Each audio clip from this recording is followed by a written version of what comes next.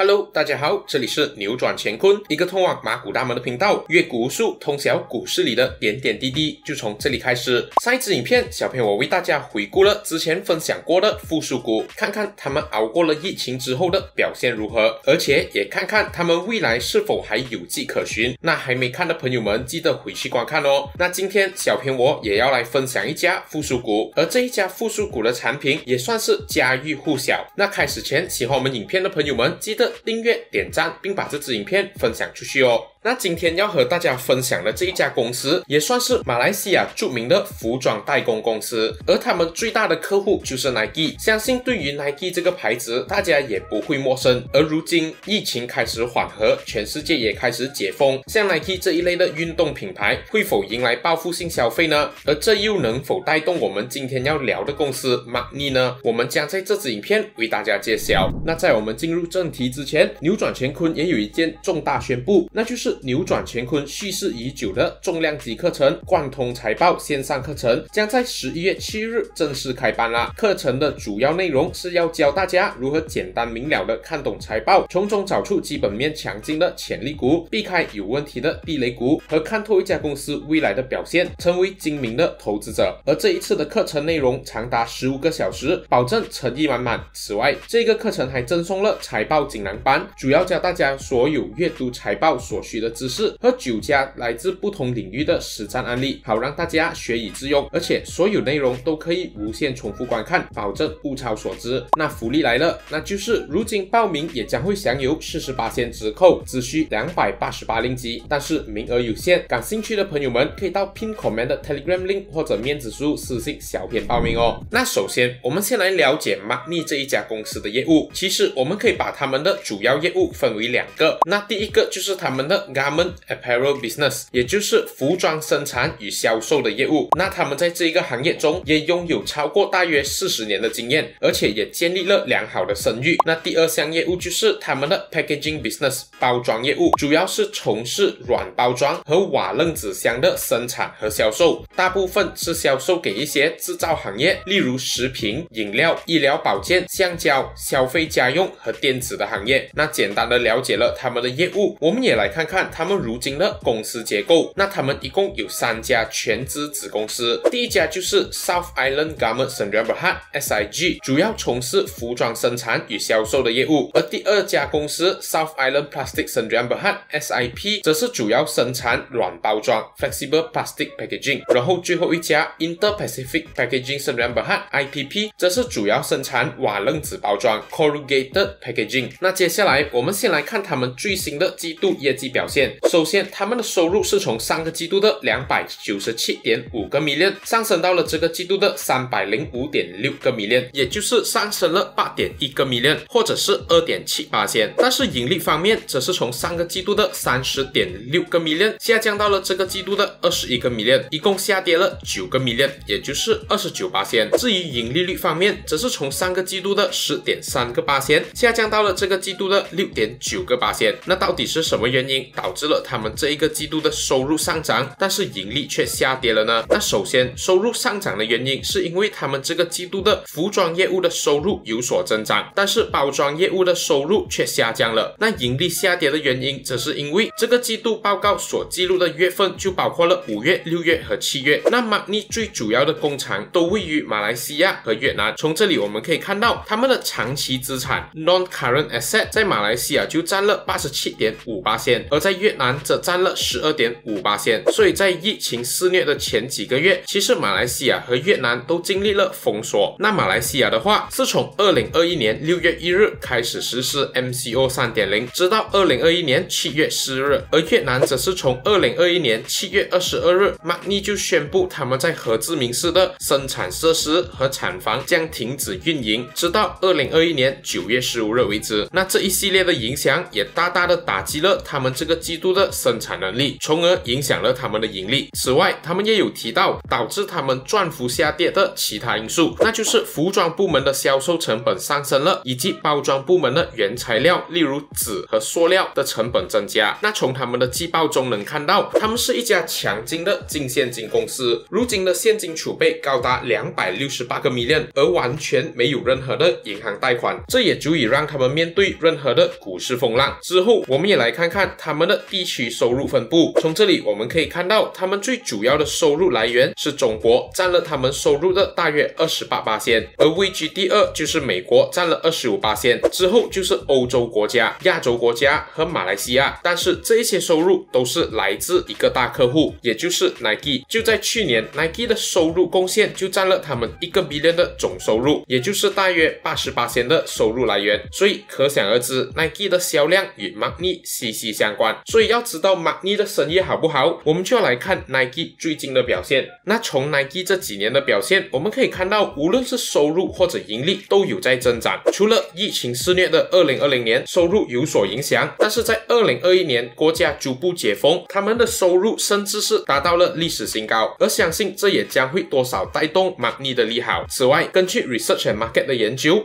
从2021年开始至2026年，运动休闲市场 Global Athleisure Market 预计将会以 5.58% 的复合年增长率 CAGR 增长。而随着运动服装的需求量增加，其中的运动品牌 Nike 肯定也会是受益者之一，而 Magni 身为 Nike 的代工公司，自然也会从中获利。所以 Magni 的好坏基本上很多时候都取决于 Nike。 那 Magni 这一家公司到底有什么是投资者要注意的呢？首先，他们的一大利空就是他们如今在越南的工厂。虽然说马来西亚的工厂还是占了他们工厂的大多数，但是越南的产能也不容小视。而越南如今的疫情在亚洲还是属于比较颠簸的，虽然确诊人数有所下降，但是他们的疫苗接种人数还是属于东南亚地区最低的国家之一。在9800万人中，只有19% 的人完全接种了疫苗，而仅有36.7% 的人接种了1剂疫苗。换言之，越南需要达到全体免疫的时间会比较长，迈向经济复苏的速度也将会相对来得比较慢，而这也在7月至9月的工厂停工中体现了出来。而如果他们的疫苗接种人数依然以如此缓慢的速度进行，相信如果有第二波疫情的来袭， Magni 的工厂难免又会再次遭殃。那除了这一项利空之外，那就是他们太过于依赖单一客户，而这一个问题就像与Inari相似，一旦大客户有什么风吹草动， Magni 的股价也将随之摆动。但是 Magni 的管理层也有在表示，他们之后将会寻找更多的客户，以分散主要客户的风险，并同时增加订单。但是相信这一件事应该不能在短暂的时间内完成，毕竟要找到如此多的订单并不是简单的事情。那我们再来看看他们如今的股价走势。如今他们的股价我们可以看到是位于一个 support 支撑点的位置了，并且横行 sideways 了1个月左右。但是如果有关注 Magni 这几个季度的股价表现，眼尖的投资者们应该也会发现，他们每次业绩前股价都会有所上升，而业绩公布之后将会有股价回调的迹象，所以这也是投资者要注意的。看来 Magni 的投资者都比较喜欢 sell on news。 那小编认为 Magni 在未来全球从疫情复苏之后， Nike 的销量应该也将会随之好转，并且实体店面的重开加上人们的报复性消费也将会带动 Nike 的销量，想必到时也将会对 Magni 有利好影响。此外 Nike 如今也面临缺货潮，所以 Magni 的管理层也有提到，他们将会与核心顾客商讨接下来增加产能的问题，而且公司也有意收购或与其他公司合并以便扩张。那大家觉得这一家现金满满而且与 Nike 密切合作的大马公司未来有潜能和成长空间吗？如今算不算已经完全复苏了呢？觉得 Magni 已经完全复苏了的朋友可以在留言区打上1，觉得还没的请打上2，并在留言区分享您的高见哦。影片的最后也要提醒大家，有些故事用于赞颂，有些用于警戒，自我判断能力很重要，请大家三思而后行。喜欢的朋友们记得把这支影片分享给你身边的人一起学习哦。下期更精彩，请敬请期待，谢谢大家的收看。